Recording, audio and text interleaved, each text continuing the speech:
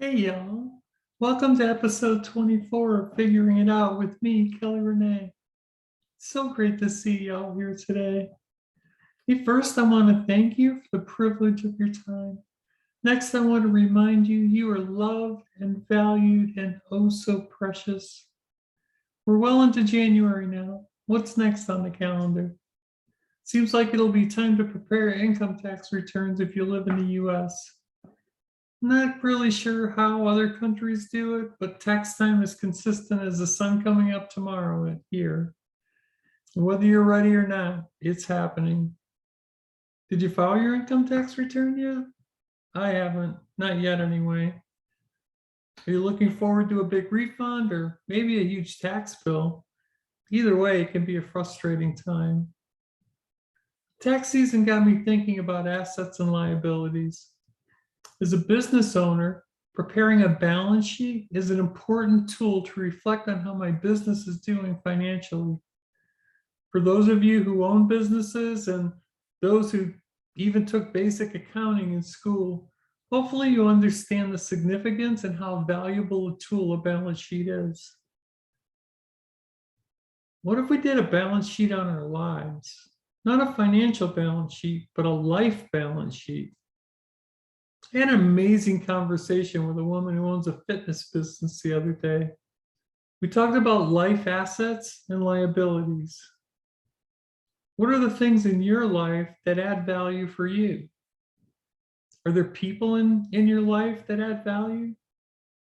Who are the people you encounter that brighten your day and make life better?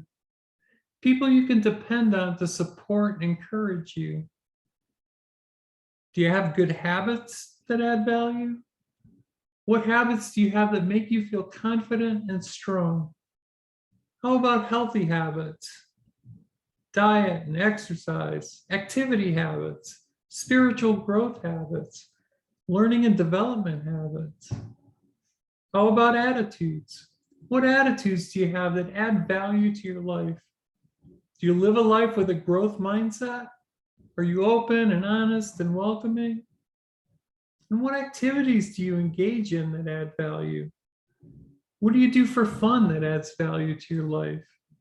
You see where we're going here? As we look at our assets, let's also be aware of the liabilities in our lives. I asked the new client who the people were in her life that added value, and then to think about who detracts from her life. You see, the beauty of a balance sheet is it gives you perspective as to where you are today. As a business owner, it's important for me to know where my business stands financially, not only for tax purposes, but throughout the year. My balance sheet becomes a tool to help me make financial decisions and hopefully will improve my business success. The same holds true for our personal balance sheet, our assets and liabilities. The key here is balance, right? Preparing a balance sheet once a year is not helpful in and of itself. How many of us do that, particularly around New Year's, right? That's when we start to set New Year's resolutions and decide what we want to do for the year. But the reality is, if I wait a year to reflect on the financial state of my business, I don't leave myself room for adjustment and improvement along the way. It becomes a reactive exercise that honestly can lead to depression, disappointment, and potentially bankruptcy.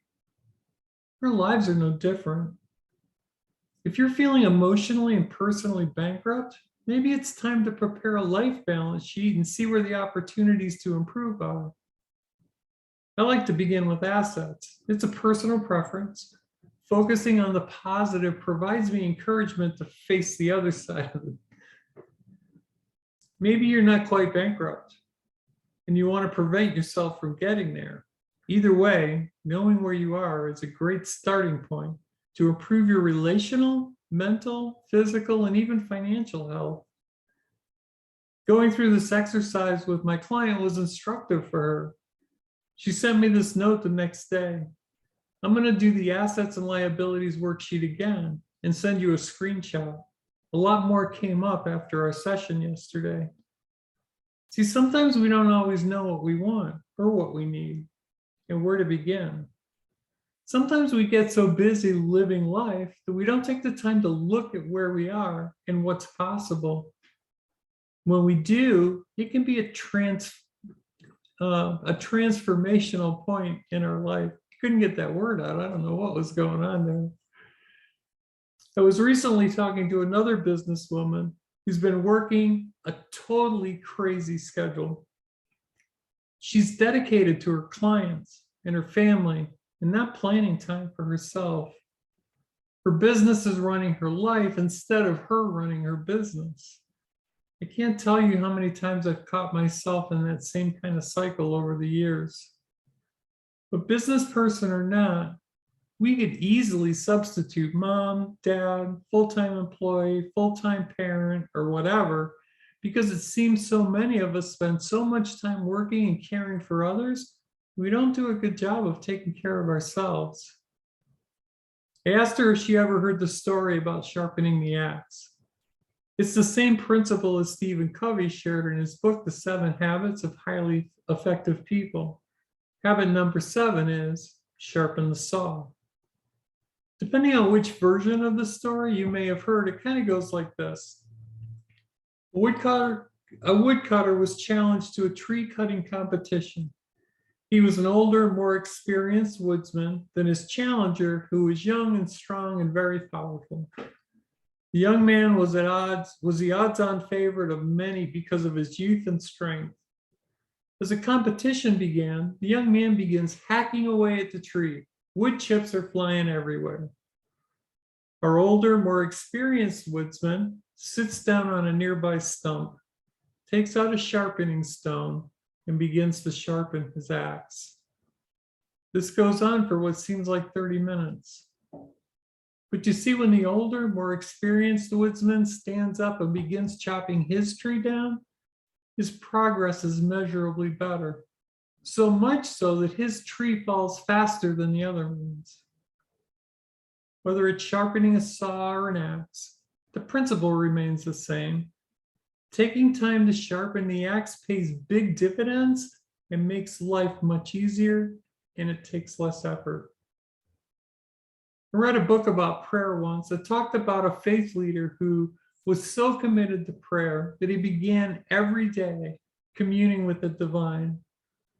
One day he was heard commenting that he had so much to do that day, he would spend his first 5 hours in prayer.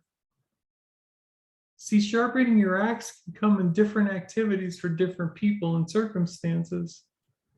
The main thing I take away is, in order for me to be the most productive and the most effective, no matter what the task, I need to stop and sharpen the axe. How about you? Can you think of circumstances in your life where things can be improved by stepping back and taking a breath? I bet you can. If you want to work with me, schedule a consult call and let's chat. Times are limited, what with our move and all, but we can figure it out. Please like, subscribe, and comment on this video too. It'll mean a lot to me and the community at large. Until next time, remember, life's too short. Be kind, do good. We'll talk soon.